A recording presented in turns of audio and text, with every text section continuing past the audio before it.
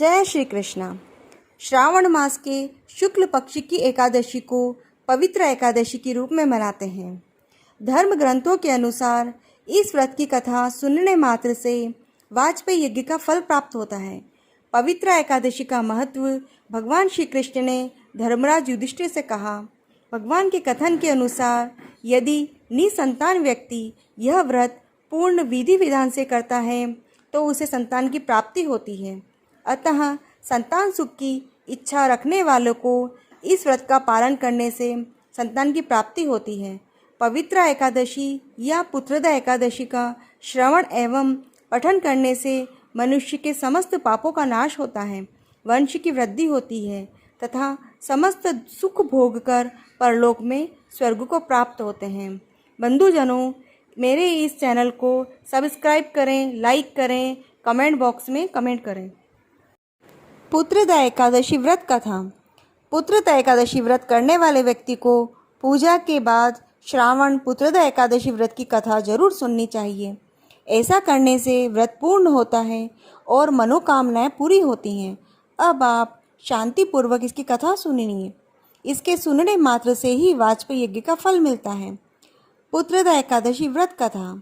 द्वापर युग के आरंभ में महिष्मति नाम की एक नगरी थी जिसमें महीजित नाम का राजा राज्य करता था।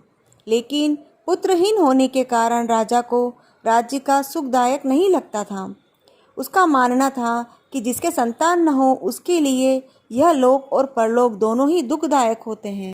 पुत्र सुख की प्राप्ति के लिए राजा ने अनेक उपाय किए, परंतु राजा को पुत्र की प्राप्ति नहीं हुई। वृद्धावस्था आती देखकर राजा ने प्रजा के प्रतिनिधियों को बुलवाया और कहा, हे प्रजाजनों, मेरे खजाने में अन्याय से उपार्जन किया हुआ धन नहीं है। न मैंने कभी देवताओं तथा ब्राह्मणों का धन छीना है। किसी दूसरे की धरोहर भी मैंने नहीं ली। प्रजा को पुत्र के समान पालता रहा। मैं अपराधियों को पुत्र तथा बांधवों की तरह दंड देता रहा।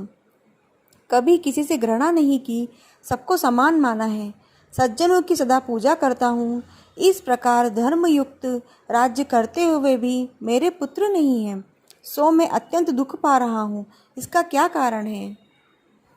राजा महीजीत की इस बात को विचारने के लिए मंत्री तथा प्रजा के प्रतिनिधि वन को गए। वहाँ बड़े बड़े ऋषि मुनियों के दर्शन किए। राजा की उत्तम कामना की पूर्ति के लिए किसी श्रेष्ठ तपस्वी मुनि को देखते फिरे।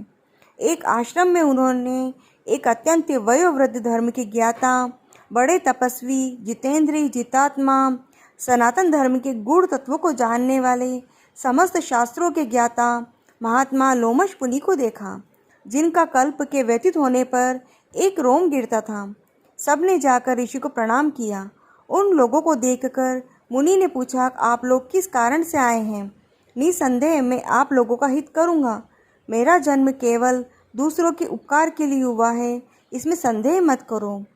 लोमश मुनि के ऐसे वचन सुनकर सब लोग बोले, हे महर्षि, आप हमारी बात जानने में ब्रह्मा से भी अधिक समर्थ हैं, अतः आप हमारे इस संदेह को दूर कीजिए। महिष्मतिपुरी का धर्मात्मा राजा महीजीत प्रजा पुत्र के समान पालन करता है, फिर भी वह पुत्रहीन होने के कारण दुखी है। उन लोगों ने आगे कहा कि हम लोग उसकी प्रजा हैं, अतः उसके दुख से हम भी दुखी हैं। आपके दर्शन से हमें पूर्ण विश्वास है कि हमारा यह संकट अवश्य दूर हो जाएगा, क्योंकि महान पुरुषों के दर्शन मात्र से अनेक कष्ट दूर हो जाते हैं।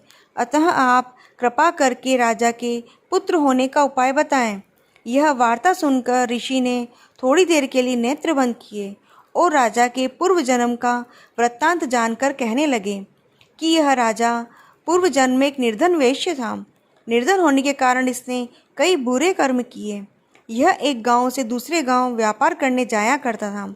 एक समय ज्येष्ठ मास के शुक्ल पक्ष की द्वादशी के दिन मध्याह्न के समय जबकि वह 2 दिन से भूखा प्यासा था, एक जलाशय पर पानी पीने गया। उसी स्थान पर एक तत्काल की ब्याही हुई प्यासी गौ जल पी रही थी। राजा ने उस प्यासी गाय को जल पीते हुए हटा दिया और स्वयं जल पीने लगा, इसलिए राजा को यह दुख सहन करना पड़ा। एकादशी के दिन भूखा रहने से वह राजा हुआ और प्यासी गौ को जल पीते हुए हटाने के कारण पुत्र वियोग का दुख सहन करना पड़ा। ऐसा सुनकर सब लोग कहने लगे, हे ऋषि, शास्त्रों में पापों का प्रायश्चित भी लिखा हुआ है, अतः जिस प्रकार राजा का यह पाप नष्ट हो जाए ऐसा उपाय बताएं। लोमश मुनि कहने लगे कि श्रावण शुक्ल पक्ष की एकादशी को, जिसे पुत्रदा एकादशी भी कहते हैं, तुम सब लोग व्रत करो, रात्रि को जागरण करो, तो इससे राजा का यह पूर्व जन्म का पाप अवश्य नष्ट हो जाएगा। साथ ही राजा को पुत्री की अवश्य प्राप्ति होगी। लोमश ऋषि के ऐसे वचन सुनकर मंत्रियों सहित सारी प्रजा नगर को वापस लौट आई और जब श्रावण शुक्ल एकादशी आई तो ऋषि की आज्ञा अनुसार सबने पुत्रदा एकादशी का व्रत और जागरण किया।